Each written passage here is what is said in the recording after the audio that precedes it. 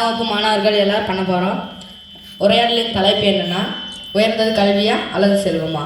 இந்த பக்கம் இருக்கிறவங்க எல்லாருமே கல்வியை பற்றி பேச போகிறாங்க. ரஞ்சித், சூர்யா, சாருமதி, இந்துமதி, சாம்பிரசாத். இந்த பக்கம் இருக்கிறவங்கெல்லாம் செல்வத்தை பற்றி பேச போகிறாங்க. பிருந்தா, கமலேஷ், அகிலேஷ், கீர்த்தனா. வாங்க இப்போ அந்த உரையாடலை பார்க்கலாம். சில நாட்களுக்கு முன் உன்னை தேடி உன் வீட்டிற்கு வந்தேன். கேட்டால் நூலகம் சென்றிருப்பதாக சொன்னார்கள். நூலகத்தில் அப்படி என்னதான் உள்ளது? எனக்கு ஓய்வு நேரம் கிடைக்கும் போதெல்லாம் நான் நூலகத்திற்கு சென்று படிப்பேன். அங்கு நல்ல நூல்களை படிக்க முடிகிறது. பாடநூல்களை மட்டும் படிப்பது படிப்பாகிவிடுமா? ஓய்வு நேரங்களில் வேறு ஏதாவது பணி கூடுதலாக செய்து பணம் தேடுவது நல்லது இல்லையா? உண்மைத்தான். பணம் தேடுவதை விட பயனுள்ள பணி அறிவை பெற்றுக் கொள்வது அல்லவா? சூர்யா, நீ சொல்வது உனக்கு சரியான தோன்றலாம். திருவள்ளுவர் கூட பொருள் இல்லார்க்கு உலகம் என்று கூறியுள்ளார், இல்லை என்று கூறியுள்ளாரே. கமலேஷ், நீ சொல்வதை பார்த்தால் பொருளில் தான் எல்லாம் அர்த்தமே உள்ளது போல் தோன்றுகிறது. கமலேஷ், உன் சிந்தனையும் பேச்சும் தவறானவை. நீ நினைப்பது உண்மை இல்லை.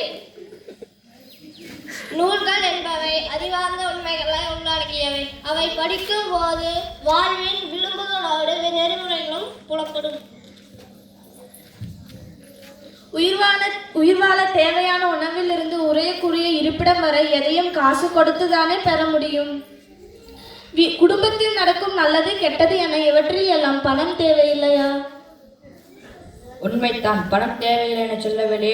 நாம் செய்யும் வேலைக்கு கிடைக்கும் பணம் வருவாயிலே சிக்கனமாக சரிவிட்டால் அவற்றையெல்லாம் செய்ய போதுமானதாக இருக்கும். பொருள் இல்லாதவன் அவன் மனைவியையும் பெற்றெடுத்த தாயையும் விரும்ப மாட்டான். பொருள் செல்வத்தை பெற்றினாலும் அவன் எல்லாருக்கும் மேற்கொண்டு சிறப்பு செய்பவர்கள் என்று கூறியுள்ளார். நீ சொல்வதெல்லாம் உண்மை, நான் மறக்கவில்லை. ஆனால் பொருள் தேடுவதே ஒன்றே வாழ்வாகி விடாது என்றுதான் நான் கூறுகிறேன். பொருளை தேடும் போதே அறிவையும் தேட வேண்டும் என்கிறேன். இதைத்தான் வாரியார் சுவாமிகள் இறையை தேடுவதோடு இறையும் தேடு என்று கூறியுள்ளார். பொருள் அதிகமாக தேடி வறியவருக்கு உதவி செய்து புகழ் பெறாமல் அல்லவா? பணம் இருந்தால்தான் சமுதாயத்தில் பலர் போற்ற வாழ முடியும் என நான் நினைத்திருக்கிறேன். அள்ளி அள்ளி கொடுத்த வல்லர்கள் வாழ்ந்தவர்களை உலகம் உடனே மறந்துவிடுகிறது. ஆனால் அறிஞர் பெருமக்களை இன்றும் உலகம் மறக்கவில்லை. சாருமதி, நீ சொல்வது எல்லாம் மறுக்க முடியாத செய்திகளே. ஆனால் இப்போது வாழ்வியல் நடைமுறை எப்படி இருக்கிறது? என்னடா சாம், கல்வியை பற்றி இவ்வளோ சொல்லுறாங்க. வேலைக்கு போனால் 4-5 காசு சம்பாரித்து வாழ்க்கையில் முன்னேற முடியும். நூலகத்துக்கு போனால் நேரம் தான் வீணாகும். அப்படி இல்லை ஐலேசே, இன்னைக்கு ஒரு நாள் பற்றி பேசுகிறேன். படித்தா எப்படியெல்லாம் பொருள் சேகரிக்கலாம், அறிவு வளரும். இது ஏன் படித்ததுனால தான் இன்றைய குடியரசு தினமே நமக்கு தெரியும். உண்மைதானே?